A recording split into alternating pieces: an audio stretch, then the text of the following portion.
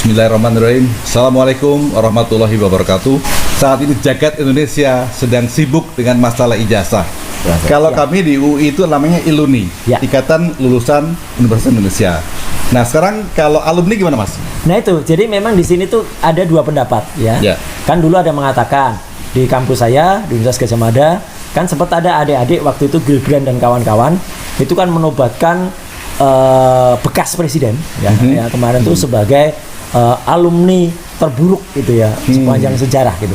Saya protes waktu itu. Jadi saya berdebat sama Gilbran. Loh kok protes Mas gitu?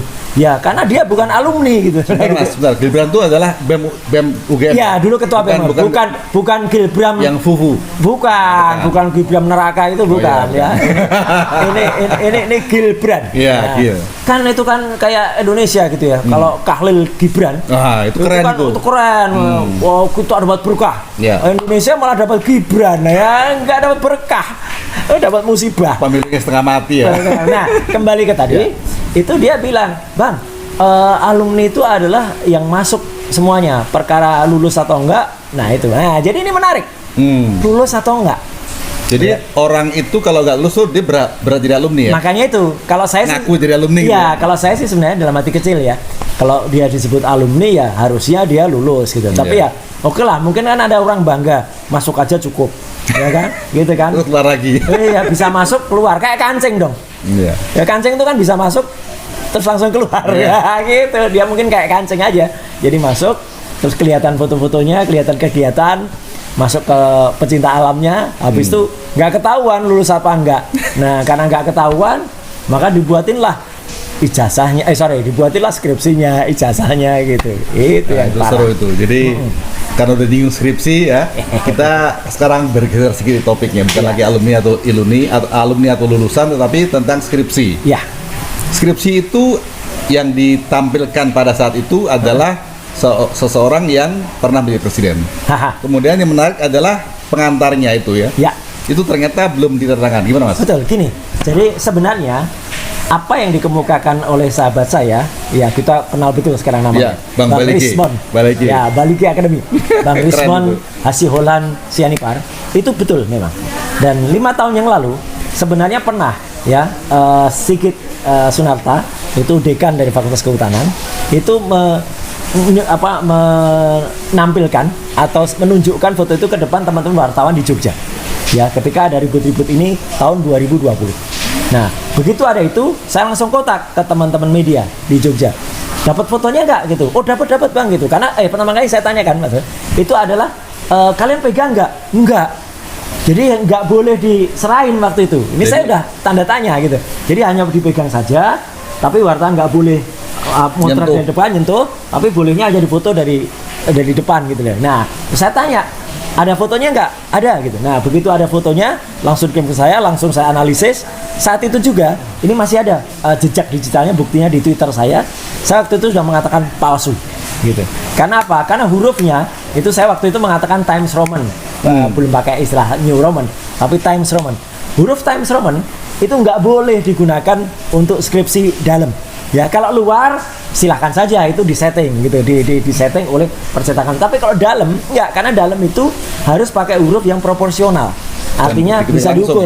Ya, ketik langsung bisa diukur lebar huruf M dan lebar huruf itu harus berbeda ya kalau proporsional. Tapi kalau non proporsional yang diperbolehkan dalam skripsi itu I dan M sama lebarnya. Itu bisa kita lihat pada mesin ketik. Jadi mesin ketik itu kan bisa dihitung. Satu baris itu berapa karakter, kemudian atas bawahnya berapa spasinya bisa. Nah, itulah yang dihitung. Bukan kemudian dia bisa ngatur sendiri. Nah, hanya saja satu ketika sudah muncul di Twitter ya, kemudian ya pembahasannya hanya sampai ke segitu karena tidak berhasil kita mendapat lebih jauh. Sebenarnya ada cerita di balik itu dan ini mulai saya ceritakan. Saya tiga kali itu sebenarnya datang ke kampus UGM ya gitu, ke perpustakaan Fakultas Kehutanan. Tapi ya mungkin saja karena wajah saya itu udah pasaran.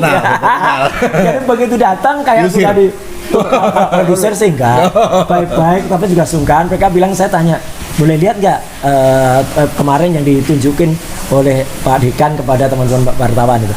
Oh itu Pak nggak ada di sini gitu. Jadi dikatakan nggak ada di perpustakaan. Lu terus gimana? Waduh, kami juga nggak tahu, kata petugasnya. mungkin disimpan di rektorat. Wow, Jadi saya datang ke hebat satu tempat, amat. iya kan?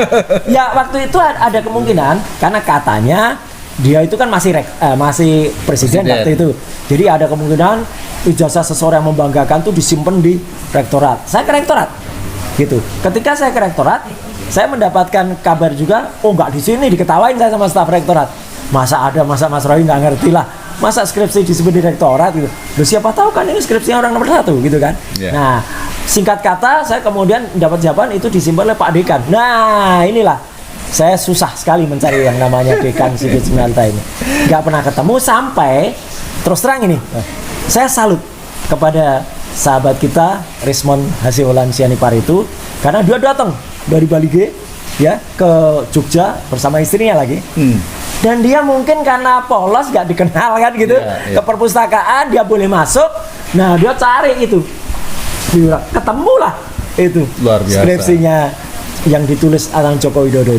Jadi tapi dia kemudian hanya diberi waktu 5 menit.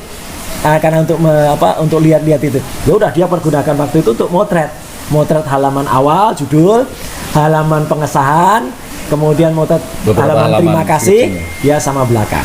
Disitulah muncul hipotesis dia yang ini saya dukung penuh ya, ketika dia mengatakan bahwa halaman judul dan halaman pengesahan itu dibuat tidak menggunakan teknologi yang ada pada saat skripsi itu tahun 85 karena Mas Rismon menyebut itu dibuat dengan Times New Roman yang itu baru ada ketika zaman Windows 31 atau 3.11 itu tahun 92 ya.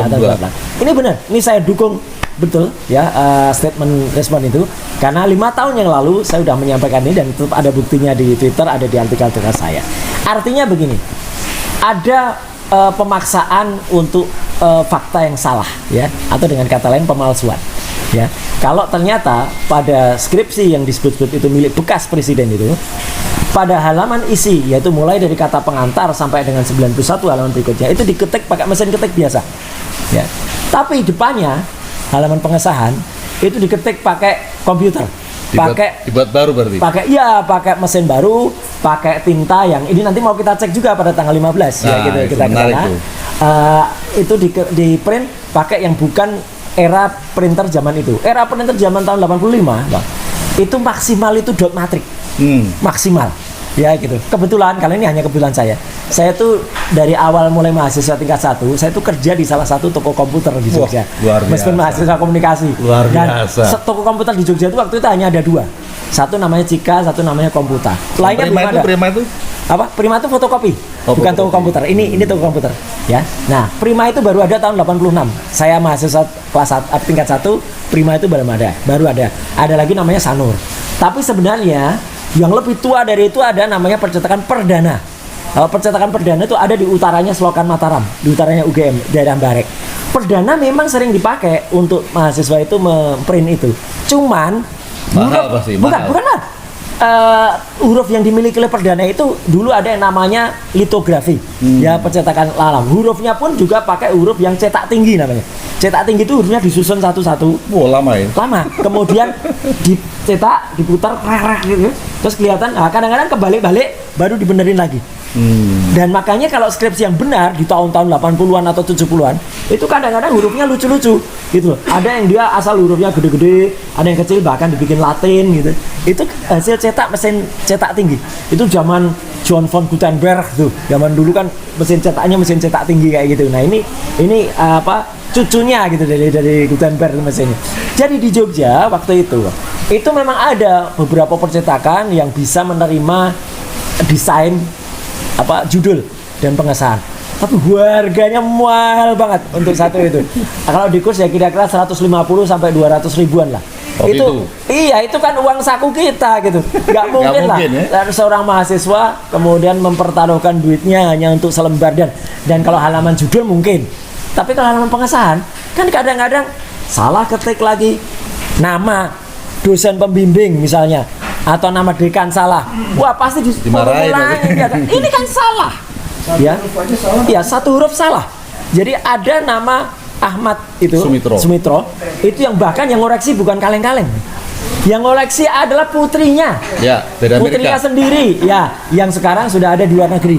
putrinya itu juga lulusan kehutanan. Jadi kalau yang ngoreksi putrinya Pasti benar. pasti bener. Jadi namanya beliau itu Pak Prof. Ahmad Sumitro itu bukan OE, bukan Soe Mitro, tapi Sumitro. Ya. Iya SU. Jadi kalau kemudian itu salah, pasti nggak akan ditandatangani. Lah ini kok ditandatangani? Dan Tanda tangannya beda lagi. Aduh, ini kayak Luar biasa. anak SD belajar tanda tangan. Prof. Ahmad Sumitro yang asli, tanda tangannya tegas sekali, Tegas, tajam, terus ada apa tinggiannya. Saya dulu kebetulan ketika bantu di Mabes Polri pernah saya belajar ilmu daktiloskopi dan juga tanda tangan juga gitu. Jadi kita bisa lihat tanda tangan itu tekanannya, kemudian tarikannya itu bisa kelihatan. Meskipun saya tidak certified dalam memeriksa ya tanda tangan Tapi orang ilmunya lain. dapat ilmunya. Tapi ilmunya saya pernah dapat karena kita pernah belajar. Intinya apa? Lembar pengesahan itu boleh dikatakan palsu. Nah, kalau lagi nggak ada tanda tangan kan? Nah, padahal nggak ada tanda tangan. Kalau lembar pengesahannya palsu, kemudian yang lucu banget, ini lucu banget. Ya, ingat nggak ketika bekas presiden itu dulu sempat tahun 2017 berkunjung ke UGM, beliau memanggil orang namanya Kasmujo. Wah, nama Kasmujo itu nggak ada di skripsinya. Pembimbing ini gimana? Nama orang yang disebut kok nggak ada kan nggak mungkin. Nama jurusannya salah juga. Ya, teknologi kayu. Teknologi kayu. Kita kalau di fakultas apapun itu kan pasti ngerti. Iya. Gitu loh nama jurusannya. Belum lagi kalau nanti dia ditanya seperti challenge saya terakhir. Ya. Kita tanya nama-nama teman KKN-nya. Jangan hanya teman angkatan jurusan. Yeah. KKN-nya di mana, desanya apa, kecamatannya apa, kabupatennya apa. Kemudian bahkan kalau perlu ada dokumentasinya. Yeah. Nah, itu saya tunjukkan kemarin. Saya nantang, saya berani membuktikan kan. Ketika saya KKN di Mojoroto, Mojogedang di Karanganyar, itu ada foto bareng-bareng, bahkan banyak foto kegiatan saya. Saya lagi belajar asli membuat monogram, mendokumentasikan akal-akal tancap dan lain sebagainya. Foto gambar presiden di belakangnya masih Pak Harto dan Pak Darmono. Lah, tahunnya bener. Tahunnya bener, saya KKN tahun 90. Ya, clean. Nah, coba dia bikin atau menunjukkan itu, pasti gagal juga. Nah, jadi itu Bang. Jadi artinya apa? Ini adalah suatu hal yang sangat-sangat ironis ya bagi Republik ini, punya bekas presiden yang skripsinya itu sangat diragukan, dengan kata lain palsu. Yeah. Dan ini bukan hanya 1-2 orang ya, bukannya saya sama Bang Rismon ya, Mbak Dr. Tifa juga mengatakan itu, Pak Rizal Fadilah juga mengatakan itu, teman-teman dari UI Watch ya, ada Prof. Taufik dan dia betul Saiful Jaman juga mengatakan. Jadi artinya ini sebenarnya sudah sah dan layak. Kalau kemudian Universitas Gadjah Mada yang kita hormati dan kita cintai itu kemudian coba mengkoreksi lagi, atau paling tidak melihat retrospeksi lagi ya gitu, atau bahkan mengklarifikasi statementnya dulu, yang dulu hanya berdasarkan pandangan atau hanya berdasarkan keyakinan rektor semata. Iya, ya kan? Rektornya kan keyakinan kan? Kayak keyakinan kepada Tuhan yang Maha Kuasa aja. Kita Allah terakhir Mas. Ya. Tadi Mas sempat singgung mengenai tanggal 15. Apa yang terjadi itu? Ya, insya Allah kita tanggal 15 kita harapkan juga nanti ada beberapa teman-teman dari UIWAT juga yang akan ke sana, dan juga akan disambut oleh barisan aktivis dari Jogja ya, dipimpin Pak Syukri Fadoli juga. Kemudian itu ada rombongannya udah ada sekitar 200 orang ya. Kita akan datang, Mas Rismon juga, saya tentu saja, Dr. Tifa juga dari Bandung ada rombongan, Rizal Fadil dan kawan-kawan. Teman-teman podcast juga ya, itu akan ada, dan mungkin kita akan live dari sana. Kita akan mengadakan halal bihalal. Halal bihalal itu artinya apa? Untuk membuktikan apakah skripsinya bekas presiden itu halal atau enggak. Sampai kepada kita belum ngomong soal ijazah. Nah, nanti itu panjang lagi nanti. Panjang karena kita bicara ijazah, nanti kita bicara foto. Gitu. Nah, jadi artinya halal bihalal hari Selasa tanggal 15 April, insya Allah ini akan membongkar semuanya. Ya, kalaupun mungkin ya akan ada statement baru, sampaikan pada saat itu dari Universitas Gadjah Mada. Jangan sampai kemudian kita yang bersama-sama, kalau ini mohon maaf untuk teman-teman UI ya, kalau kami dari UGM waktu itu menyanyikan waktu kami mahasiswa Gadjah Mada semua. Nah, itu ku berjanji memenuhi panggilan bangsaku. Itu harus bisa. Anak UGM asli harus bisa. Anak UI pasti juga bisa menyanyikan himne dan menyanyikan marsnya.